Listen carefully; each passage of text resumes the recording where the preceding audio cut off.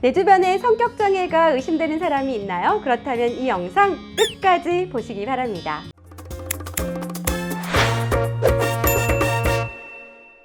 안녕하세요. 마음을 구하는 TV 마구TV 손정현입니다. 세상에 이상한 사람 진짜 많죠. 무언가 좀 일반적이지 않은 생각과 행동을 하는 사람들이 있습니다. 이런 사람들을 가리켜서 우리는 성격장애다, 인격장애다 이렇게 이야기를 하죠. 그리고 내 주변에 가까운 지인 중에 이들이 있다면 정말 고통스러울 수밖에 없습니다. 오늘 마음을 구하는 행동 방법은 어떤 상황에서 어떤 사람들이 성격장애적 성향을 갖고 있는지, 또 분류를 어떻게 하면 좋을지 점검할 수 있는 체크 포인트를 말씀드리려고 합니다. 한마디로 성격장애는 어떤 상황, 사건 안에서 느끼는 감정과 생각이 일반적이지 않습니다. 굉장히 왜곡되어 있다는 거죠. 성격장애는 A, B, C군 총 10가지로 분류를 하는데요. 각 성격장애별 구체적인 특징을 하나씩 영상을 올려드리고 있기 때문에 오늘은 일반적인 성격장애를 분류할 수 있는, 구별할 수 있는 공통된 체크포인트를 말씀드리려고 합니다. 우선 A군집은요, 지난 영상에서 올려드렸던 편집성과 더불어서 분열성, 분열형으로 나눕니다. 이들은 뭔가 일반적이지 않은 기이한 생각과 행동을 합니다. 그렇다 보니 관계에서 점점 고립될 수밖에 없습니다. B군집은요, 굉장히 감정적이고 충동적입니다. 영상에 올려드렸던 경계성과 자기애성과 더불어서 연극성, 반사회성이 여기에 속합니다. 타인을 조종하려고 하고 뭔가 통제하려고 하는 욕구가 굉장히 강한 것이 특징입니다. C군집은 두려움과 불안이 큰 사람이죠. 영상에서 올려드렸던 회피성과 더불어서 의존성, 강박성이 여기에 속합니다. 솔직히 성격장애 이 10가지 다 어렵고 힘든 사람들이 많습니다. 그런데 정말 지극히 개인적으로요, 제가 느꼈을 때는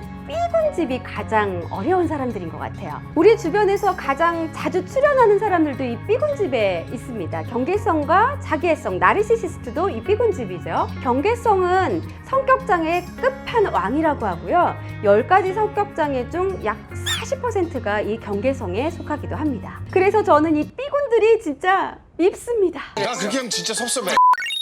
아마 많은 분들이 제가 그래요 보다는 걔가요, 그 사람이 성격장애인 것 같아요, 이런 생각을 하면서 영상을 보실 것 같거든요. 그런 분들을 위해서 내 가까운 지인이 어떤 부분에서 이 성격장애적 성향에 속하게 되는 건지 점검해 보실 수 있는 몇 가지를 좀 말씀드리도록 하겠습니다. 물론 성격장애는요, 굉장히 진단이 까다롭습니다. 정신과에서도 함부로 절대 성격장애를 진단 내리지 않습니다. 그래서 이 영상을 통해서 체크해 보는 것은 어떤 성격의 성향을 보는 것이지 정확히 성격장애의 진단을 포함하는 기준은 아니라는 점 꼭 기억하셨으면 좋겠습니다. 성격장애가 의심되는 그분을 떠올리시면서요, 지금부터 드리는 질문에 예, 아니오로 답해 보시기 바랍니다. 나는 그 사람을 신뢰하나요? 그 사람은 중요한 약속을 지키나요? 나는 그 사람과의 관계가 결과적으로 나 자신에게 괜찮다고 느끼고 있나요? 그 사람은 나의 요구를 자신의 요구와 동등하게 보려 하나요? 그 사람은 나를 이해해주고 지지해주나요? 그 사람은 우리의 관계에 영향을 주는 중요한 문제에 대해 나와 함께 진솔하게 대화하려고 하나요? 그 사람은 다른 사람들에게 정직하고 대인관계에서 신뢰할 수 있나요? 나는 또 나의 아이들은 그 사람과 함께 있을 때 항상 신체적으로 안전하다고 느끼나요? 그 사람은 규칙을 존중하고 법을 지키나요? 내가 사랑하고 신뢰하는 사람들 대부분은 그 사람이 나에게 이롭다고 생각하나요? 만약 5개 이상 아니오라고 대답을 하셨다면요, 지금부터 말씀드리는 체크포인트를 함께 또 연결해서 점검해 보시기 바랍니다. 그 사람이 얼마나 일반적이지 않고 벗어난 생각과 행동을 하는지를 체크해 보는 거예요. 첫째, 그들은 왜곡된 인지를 가지고 있습니다.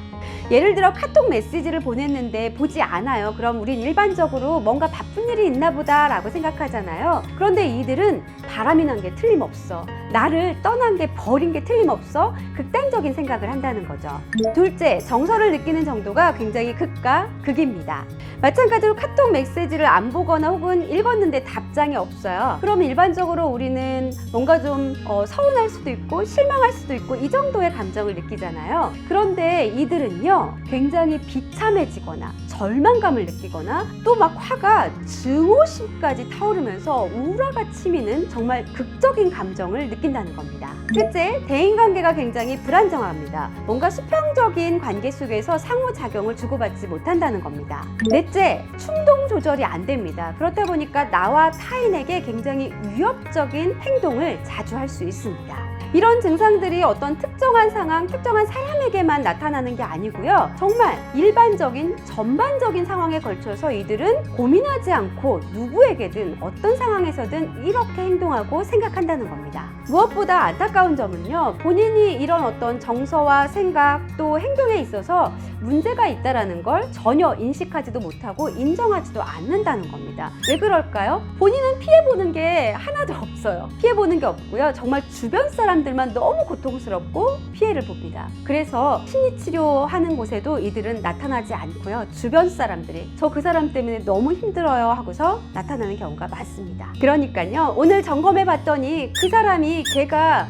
성격장애적 성향이 조금 짙은 것 같아 라는 생각이 들었다면요, 심리치료를 받을 수 있게끔 여러분이 잘 이끌어 주시면 좋을 것 같습니다.